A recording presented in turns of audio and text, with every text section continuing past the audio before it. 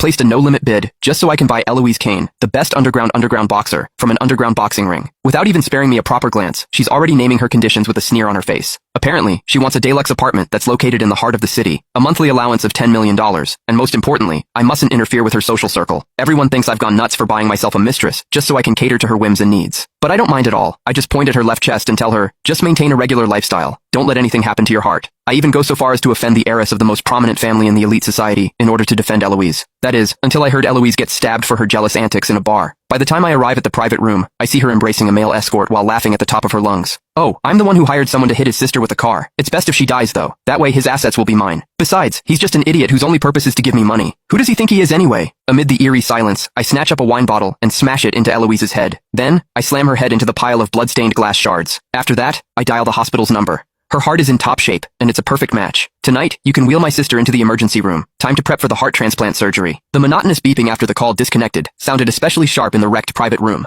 Eloise Kane was pinned beneath me, her face pressed into the ruins of a coffee table, blood from her forehead mixing with the stench of alcohol on the carpet. For the first time, the arrogance vanished from her unruly eyes, replaced by raw disbelief and unmistakable panic. "Drake Becker, have you lost your damn mind? Do you even know what you're saying?" she screamed, thrashing wildly. My bodyguard surged forward, forcing her head back down into the blood-stained shards of glass. Several dull cracking sounds followed as Eloise let out a muffled groan of pain. Micah Campbell, the male escort, shrank into the corner of the couch, ghost white and shaking too badly to manage a coherent plea. I looked down at Eloise from above, using the toe of my leather shoe to tip her chin up. As I stared at the face now twisted by overwhelming fear, my thoughts drifted back to the night I first met her 3 years ago. 3 years earlier, in the most secretive and brutal underground boxing arena in Kensington, Eloise fought inside the octagonal cage like a tireless lioness, throwing a vicious hook that shattered her opponent's nose. Without even catching her breath, she stepped on the fallen fighter's chest and flashed a wild, defiant smirk. When I pressed the red button beside me, the arena erupted. In that world, it meant only one thing. No matter how high anyone else bid, I would raise it without limit until I won ownership of the fighter. In the end, I spent an astronomical $10 million to buy Eloise's contract. When brought before me, she didn't even bother looking at me. She casually wiped the blood from the corner of her mouth and sized me up with unconcealed contempt. "You want to keep me as your little pet?" Eloise asked with a cold laugh. "Fine, but I have conditions.